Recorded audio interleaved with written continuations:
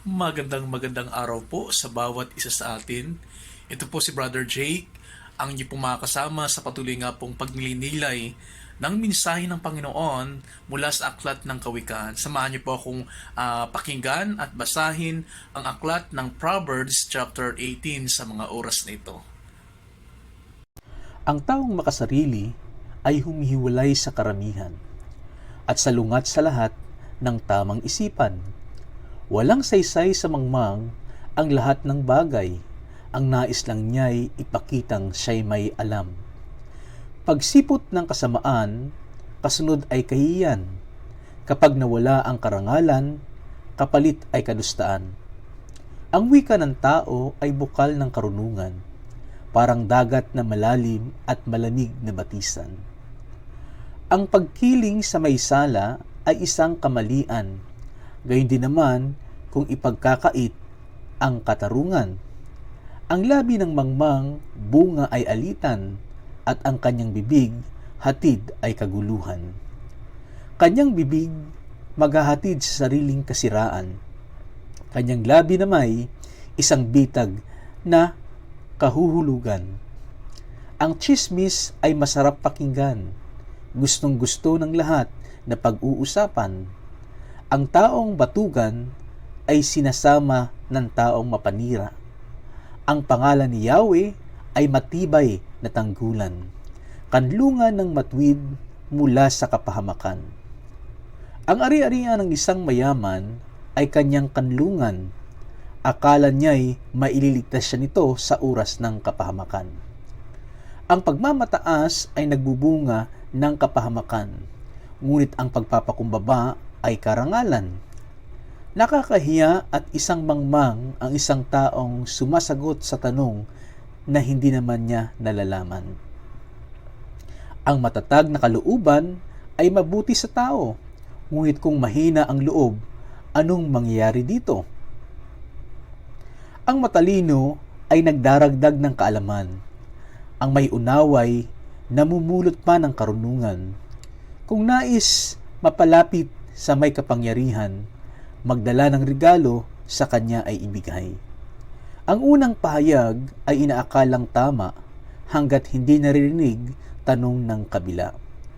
Ang sigalot ay maaring malutas sa palabunutan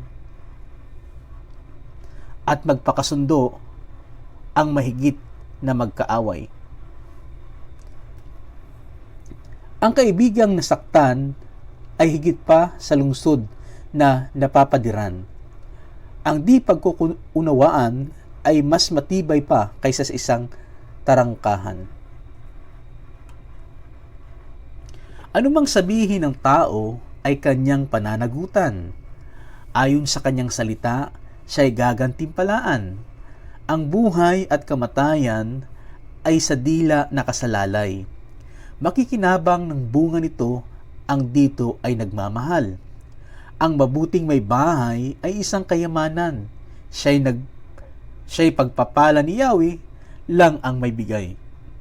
Ang mahirap ay lumalapit sa diwa ng pakikiusap.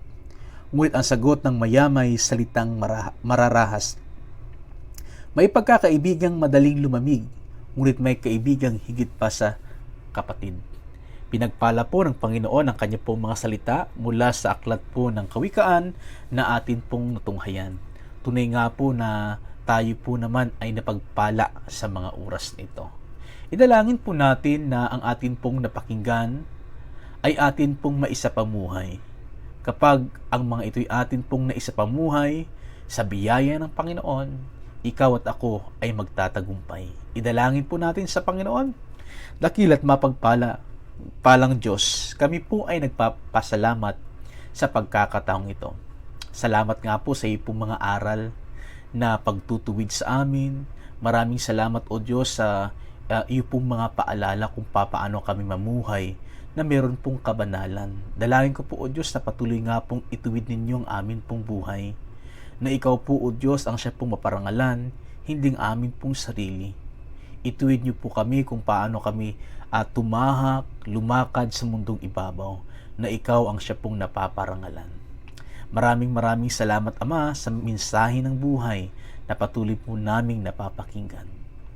Ang lahat ng pasalamat at papuri amin pong ibinabalik sa inyo sa pangalan ni Jesus. Amen at amen.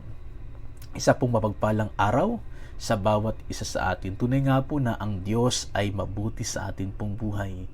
Isa namang paalala at aral ang atin pong napulot mula sa aklat po ng Kawikaan chapter 18 natin pong natunghayan sa mga oras na ito. Ito po si Brother Jake, ang inyo pong nakakasama sa pagnilay-nilay ng mensahe ng Panginoon sa aklat po ng Kawikaan. God bless at hanggang sa muli.